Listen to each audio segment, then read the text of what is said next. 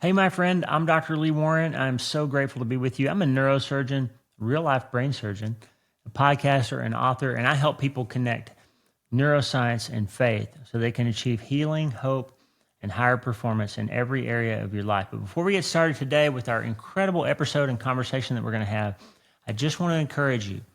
If I'm the first person to tell you, if I'm the only person to tell you today, I'm so proud of you. I'm proud of you that you're willing to do this hard work, this holy work of connecting science and faith to help yourself overcome, recover, heal, grow, learn, change, get past major traumas and tragedies and other massive things. I just want you to know that I respect the work that you're doing. You could be doing anything with your time, but you're here, getting after it, getting under the hood. You're not contemplating, you're operating, you're changing your mind and changing your life so that you can become healthier and feel better and be happier. And I'm just so grateful for you, my friend, because we're going to get some good work done today. And you're a self-brain surgeon. Even if you didn't know it until a minute ago, your brain's constantly changing. You're never stuck with the brain that you have. And God has designed you to heal and grow and find purpose, meaning, and hope, and maybe even happiness again, no matter what you have been through or how long you've been sad, sick, stressed, stuck, or settling for something less that you're called to. Listen, friend, today we have an amazing conversation with one of my good friends, a PhD neuroscientist from Oxford, England, Dr. Sharon Dirckx, Dirckx. Dirckx sounds like lyrics. Dr. Dirckx is a neuroscientist. Her PhD is in brain imaging. She did functional brain imaging research in the United States and in the United Kingdom. She wrote, and in fact, she was on the podcast once before, and I'll put the link in the show notes, to talk about her book, Am I Just My Brain? Sharon wrote a great book about the difference between the mind and the brain. It was really one of the clarifying things that helped me sort of articulate some of the things that I wrote about in my upcoming book, The Life-Changing Art of Self-Brain Surgery. And I was very honored that she found that book worthy of an endorsement. Her name's on it. She believes in it. So the self-brain surgery work that we're doing was inspired in some ways and informed in some ways by the work of Dr. Sharon Dirckx and people like Jeffrey Schwartz and folks like that you hear me talk about all the time. So Sharon and I are going to have a conversation today, but not really so much about brain science. Sharon's also written 2 books about the terrible problem of suffering. And how do we find our way in a world full of suffering? How do we not blame God? How do we understand how suffering can occur? She wrote an amazing book called Why, which was about human suffering. But more recently, she wrote a book called Broken Planet. It's about how do we put natural disasters and diseases and pandemics and things like that in the context of a loving God. How do we do that? How do we find our feet again after these tragic things happen? In the light of the South Texas floods, I reached out to Sharon a few months ago, and it took us a while to sync up our schedules, but she said she'd love to come and talk about that. So we're talking today about suffering, natural suffering, cataclysms, storms, floods, hurricanes, tsunamis, things like that. Why do they happen? What's our response as Christians? What's our response if we're not believers? How do we view God's role in these things? Sharon helps clarify some of our thinking about stuff like this, and I'm so grateful. We also get, of course, into a little brain science. We talk about mind and brain, and we just had a really wide-ranging and beautiful conversation like we always do when I talk to Sharon. I'm grateful for her and her friendship, and I'm grateful for the time she spent with us today on the podcast. You're going to enjoy it. Let's learn what we can about suffering and the mind and the brain from world-renowned brain imaging expert Dr. Sharon Dirckx right now. Friend, we're back. I'm so excited to bring back a friend. You've heard her before on the show. I've got Dr. Sharon Dirckx from Oxford in the UK with us today. Welcome back to the show, Sharon. Thank you. Good to be here. Thank you so much. You are one of my favorite writers in the neuroscience space, and just really appreciate the work that you're doing. And just am honored to have another chance to talk to you and learn from you. And today we're going to talk about an uncomfortable subject, but one that we all ask questions about, which is suffering and why do bad things happen in the world. And you've written a beautiful book, The Broken Planet, that talks about this problem in the setting of disease and natural disaster. So tell us a little bit about why you wanted to write that book and what we should know about those things. Yeah, thank you. Well, firstly, to say that actually in 2013, I published an initial book on suffering, which is on personal suffering, and that's called Why. But in that book, I didn't really spend enough time on why God might allow earthquakes and natural disasters. at tsunamis, hurricanes, and so on. And so I realized that actually, in a way, this is like the hardest kernel of why God might allow suffering. In some sense, you can explain why people are cruel to each other, that they have Right. freedom that they choose to use for good or ill. And that's a God-given freedom. But problems with nature itself are a bit harder to kind of explain. And so I realized that this needed a treatment all of its own. And so I wrote it in a similar style to Why, which was to combine stories with arguments. And I looked at I gathered stories from people that were in the December 26th tsunami in Indonesia in 2004. Right. I have the Haiti 2010 earthquake, Hurricane Irene in Florida. I can't remember the year of that. The early 2000s, I think. And others. And so it was a huge privilege to both interview people that have been on the ground when disasters have happened, be that as tourists or humanitarian aid, first responders, or just locals, actually, that just lived there. It was a huge privilege to hear their stories of how they navigated it and continued to believe in God even in the face of great sort of trauma and tragedy, and then combine that with some of the bigger questions that people might ask. Why would God allow this? Why do so many people die in natural disasters? Why couldn't God have made a different world than the one that we have? And so that was the kind of work that I set out to do. Well, you did a wonderful job. I have a personal memory of that 2004 tsunami because I was deployed to the Iraq War on December 26th of 2004. I arrived in country in Iraq, and I had this incredible sort of surreal experience of we had a mass casualty event where somebody set off a big bomb, and it was probably early on the 27th of December.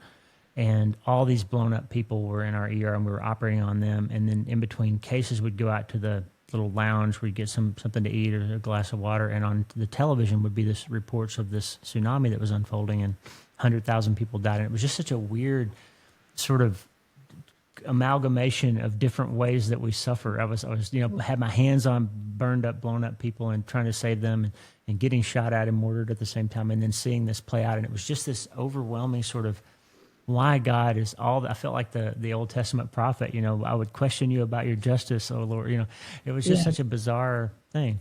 Yes, and that's actually an extraordinary example of sort of the moral evil. The suffering that you were dealing with was due to human action.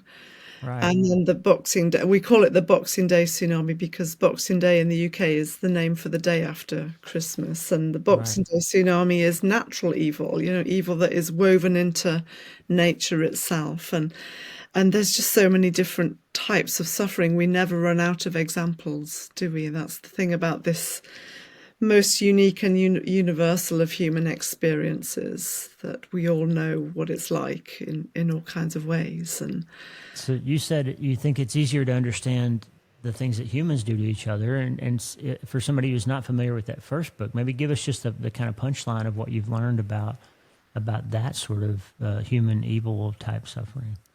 Well, I guess again, neither of my books I claim to kind of be bottoming out and solving these. How can we possibly even try to do that? The suffering is deeply mysterious. There are some things in this world that we'll never understand this side of eternity.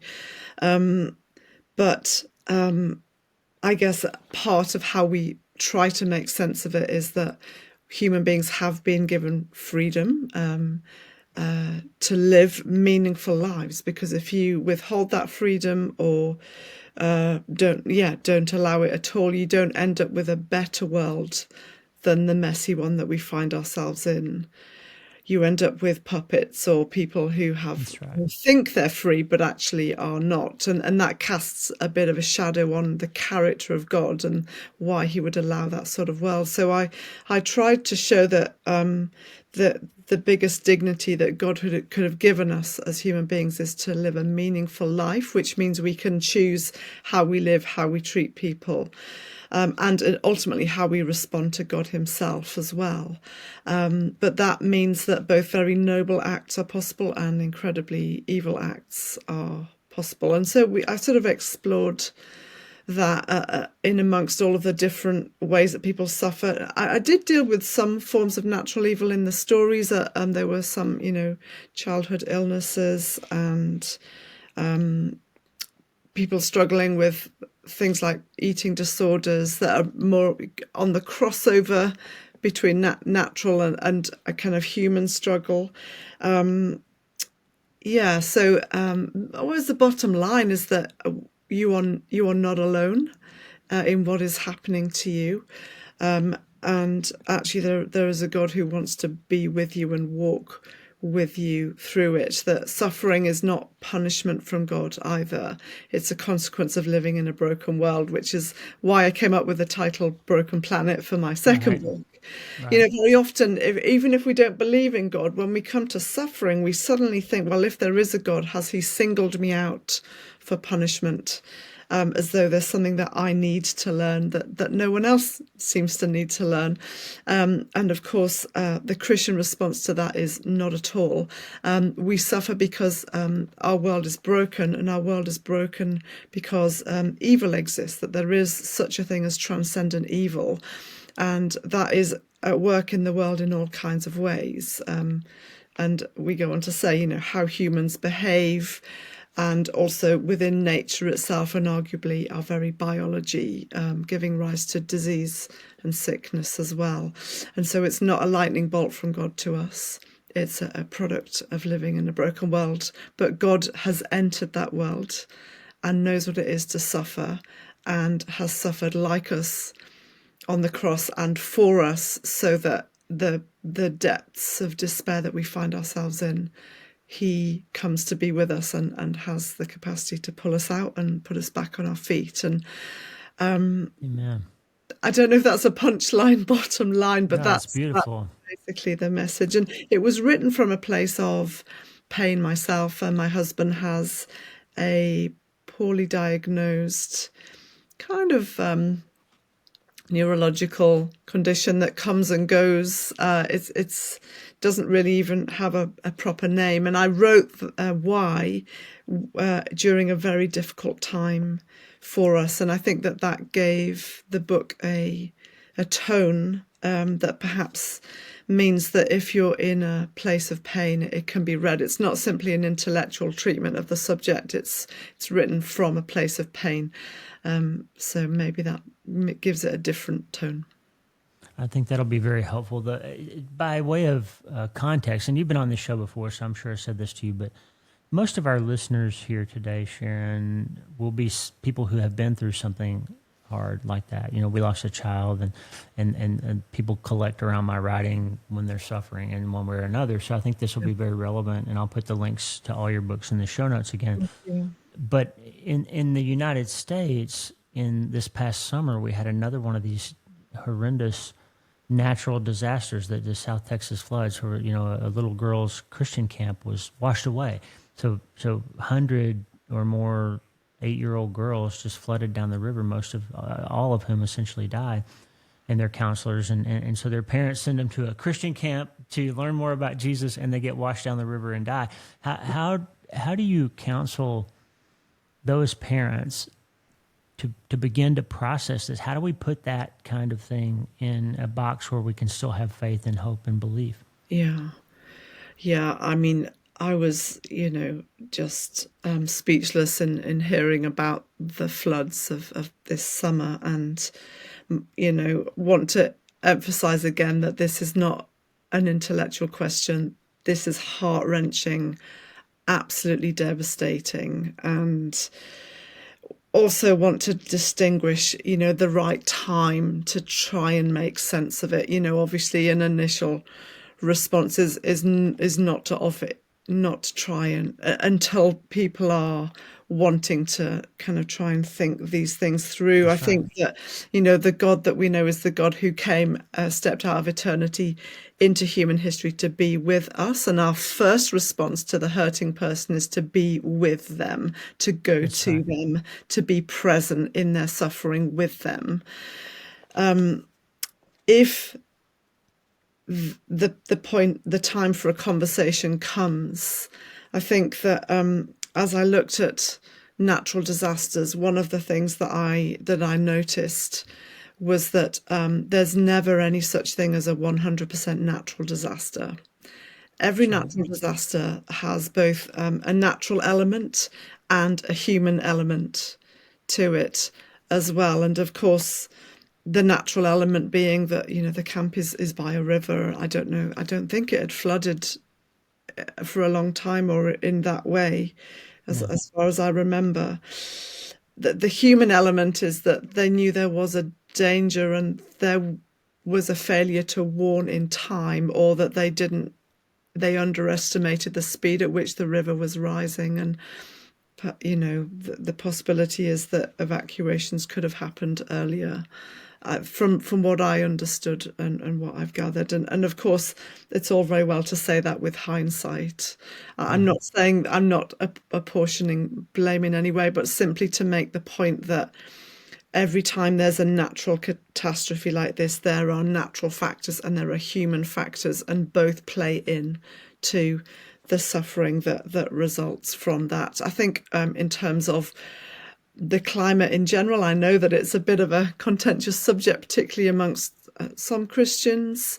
But our changing climate, increased temperatures on Earth, meaning water levels are rising. There's more extreme weather. You're seeing more hurricanes.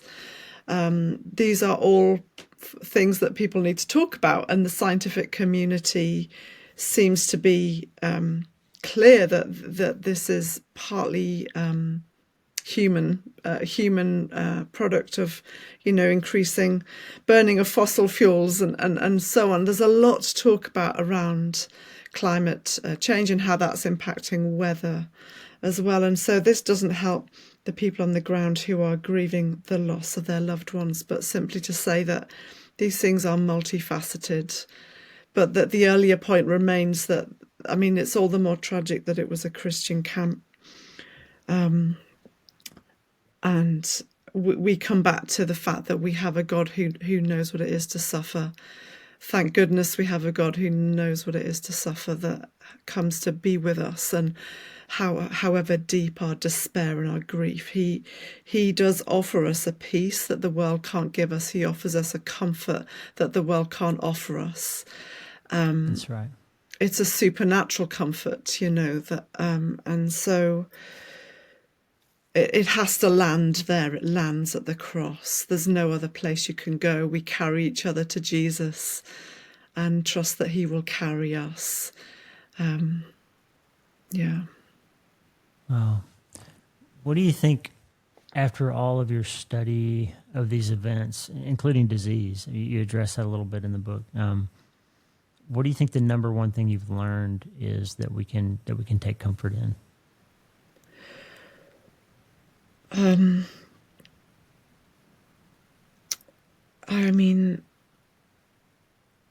Well, I think in terms of that we're never on our own. I think there's all sorts of things. I guess in terms of the mechanisms involved, to say that there isn't a one size fits all, one line that we can deliver as to why natural disasters happen.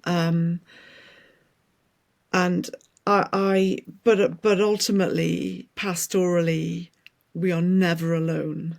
Right. We're never alone, whatever happens to us, whether we're staring down some cataclysm or we're, just receiving a diagnosis that is devastating, or we're dealing with a difficult family situation. We're never on our own. There's, in all of these different ways. And, sometimes it can feel like God has got so many other things to be dealing with in the world, and Right. all of these large scale disasters, that my situation surely is is not worth troubling him with. But the truth is that God is the creator of the cosmos. He's the beginning and the end, the Alpha and the Omega. And actually, his arms are wide enough and big enough for all of us. And so we need to bring our suffering to him. He wants us to do that.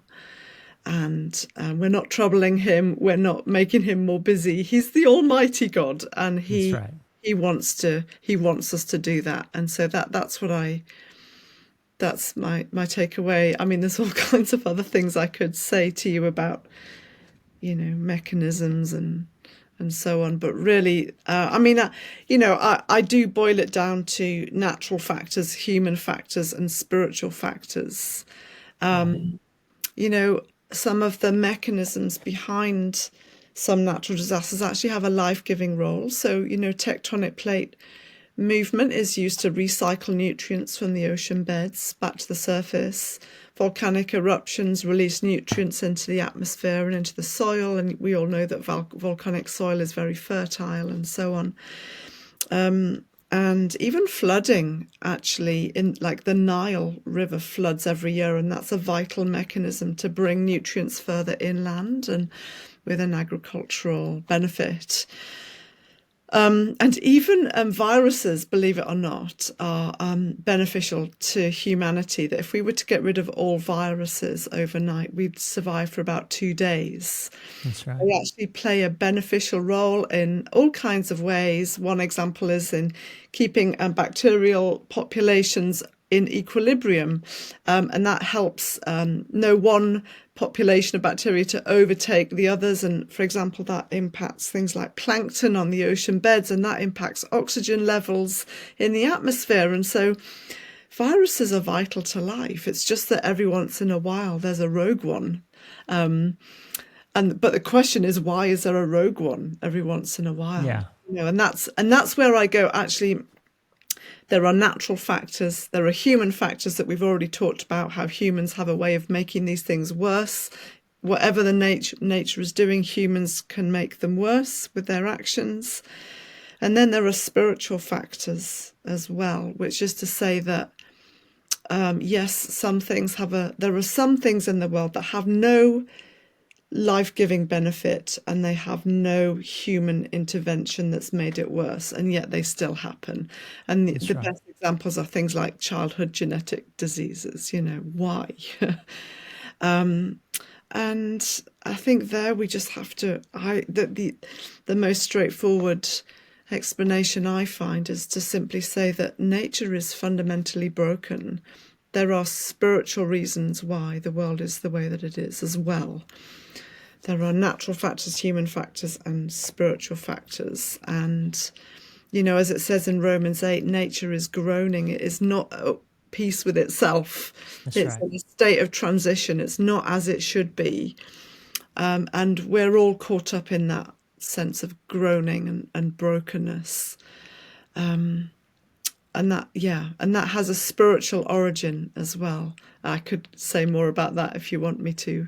I think that was one of the things that I took away that I hadn't really thought about before. And, when you wrote about the spiritual factors involved in natural disasters, I hadn't really thought through all that, and it was really helpful to me. And I thought, I remember there's a book by Peter Kreeft about suffering, probably the best treatment of suffering that I'd read on the human side.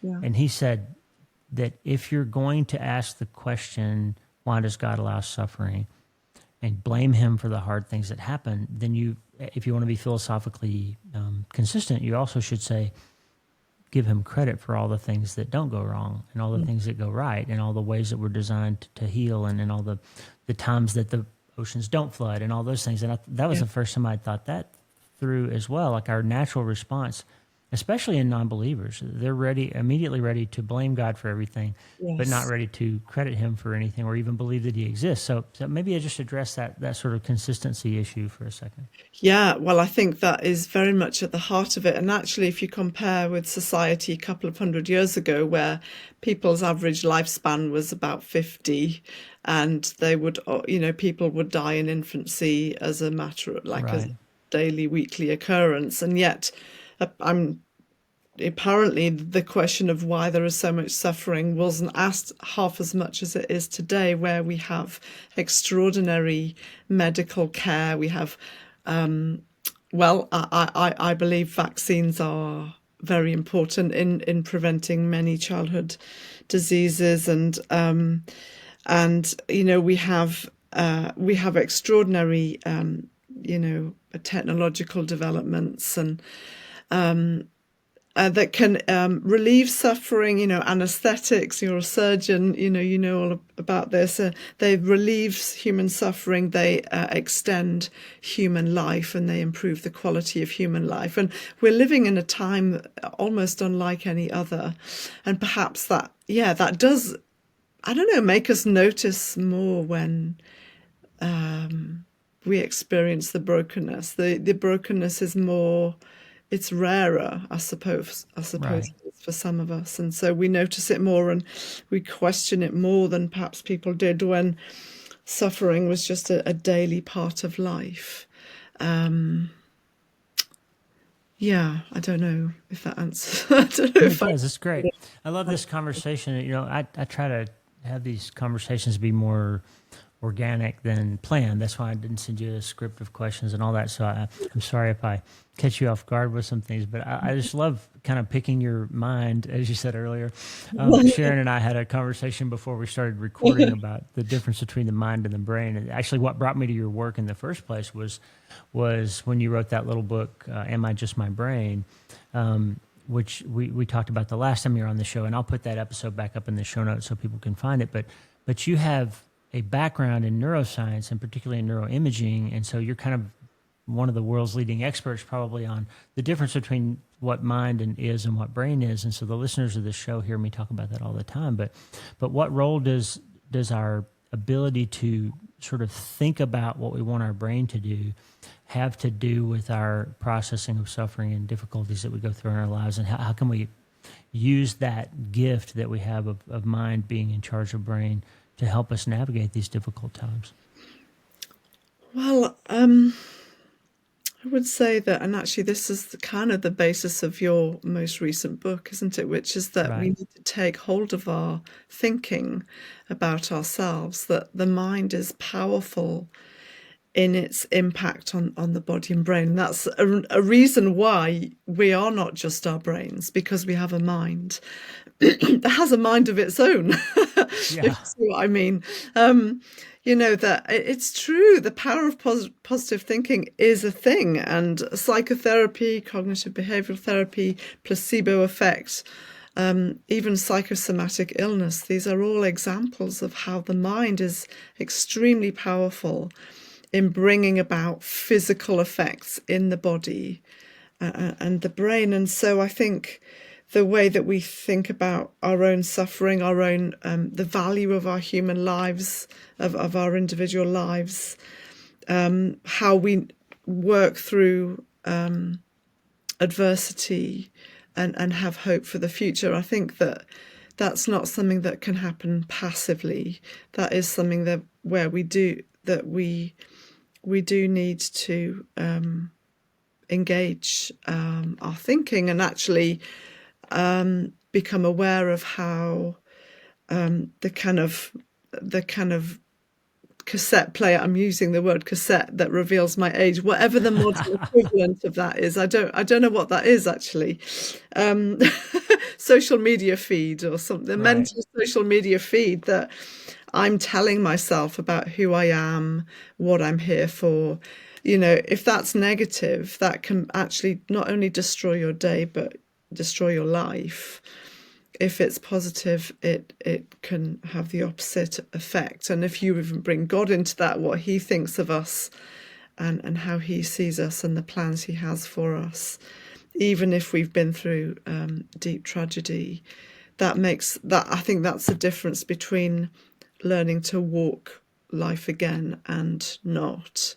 And I say that as someone that I don't count myself as qualified to speak to that, but I do know that the power of the mind is very, very significant. But I'm That's sure right. you have so much more to say about that.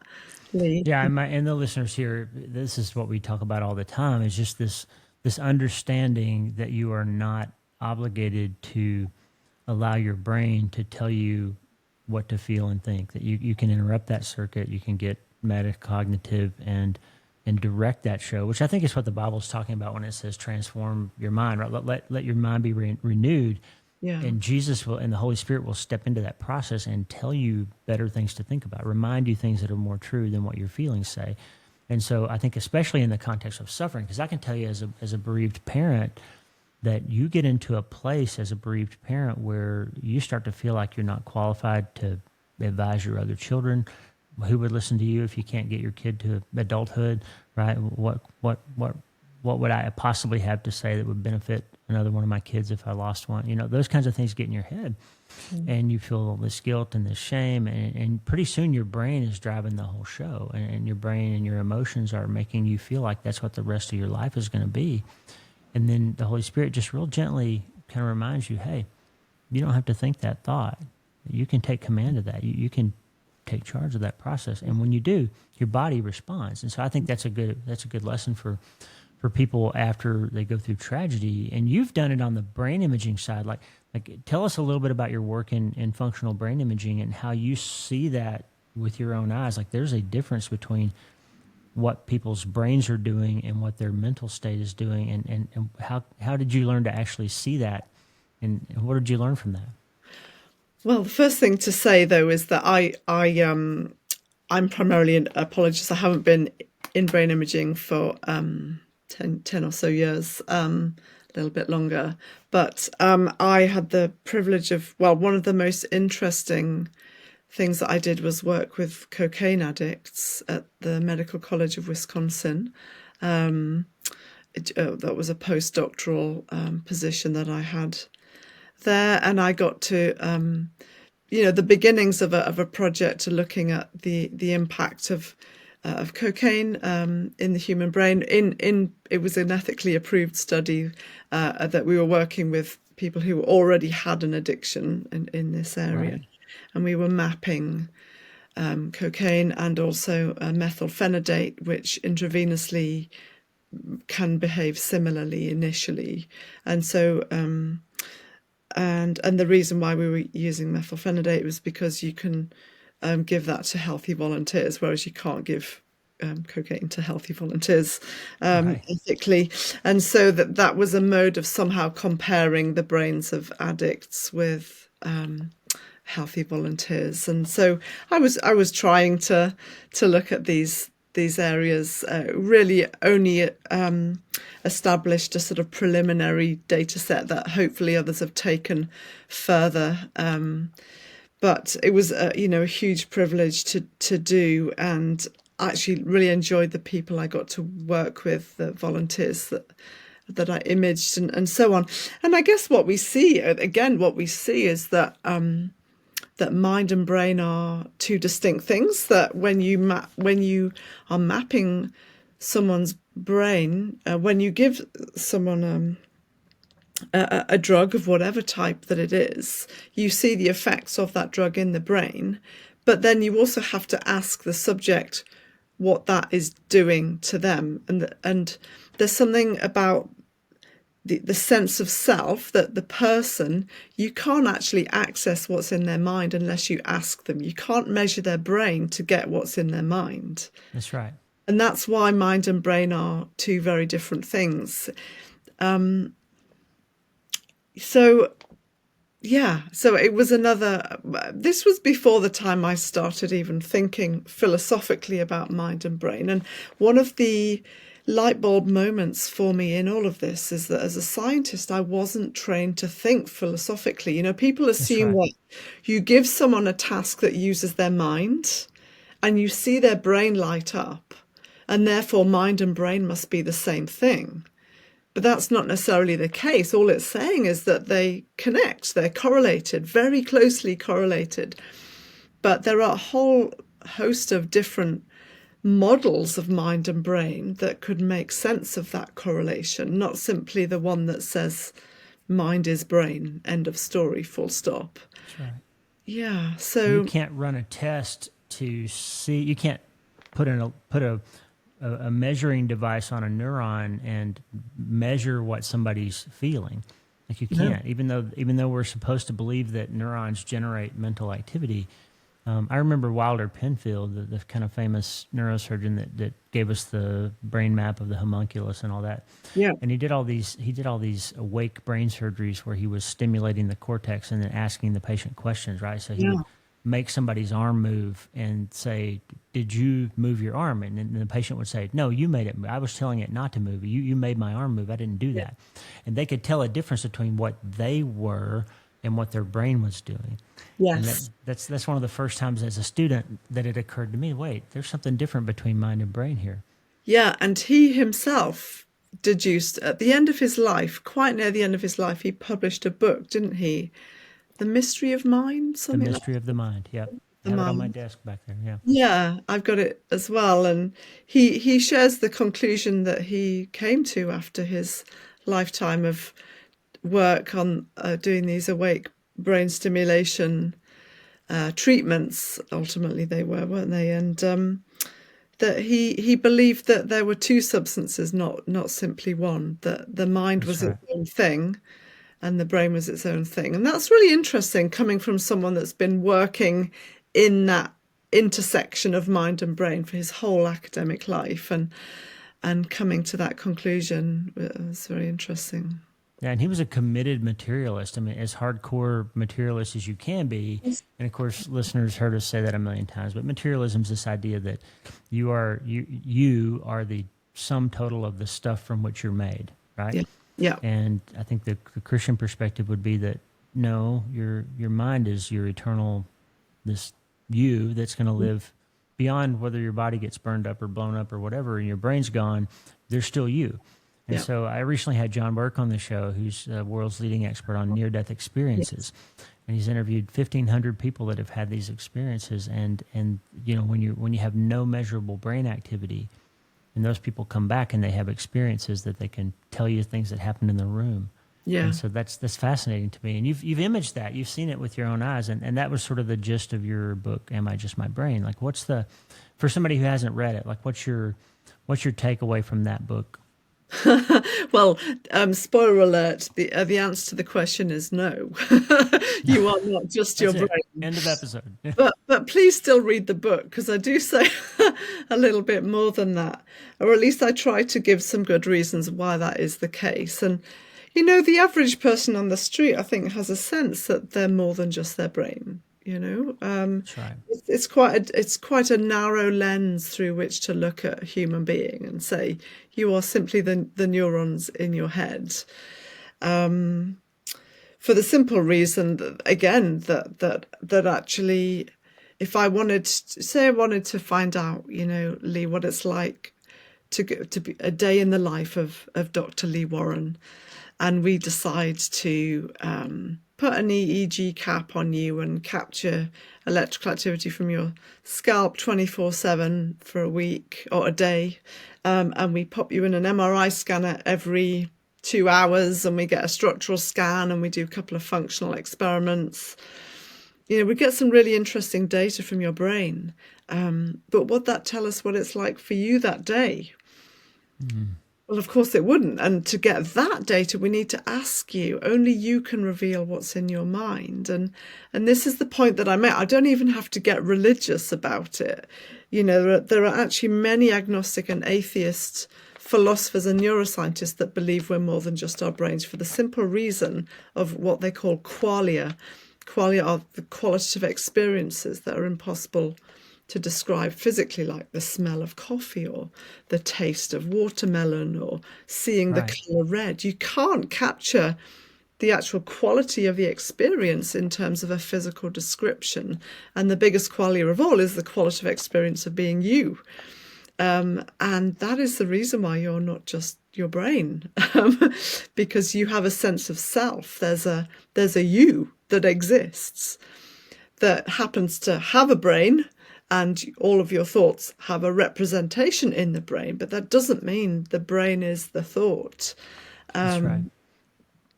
And so we are far more than our brains. And I guess some people would use the language of soul, that we have a soul, we have a That's right. mind, we have a soul. Where the overlap is between those two depends on who you ask. But there's something more to us than That's simply right. our brains. And then, of course, I make the argument, well, where does the mind even come from?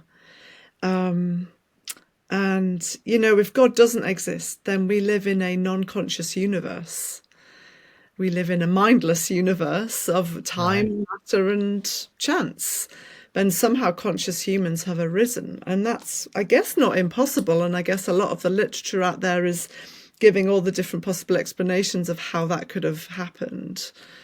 But if God does exist, then we've lived in a conscious universe all along. Because God has always existed as Father, Son, and Holy Spirit. And That's right.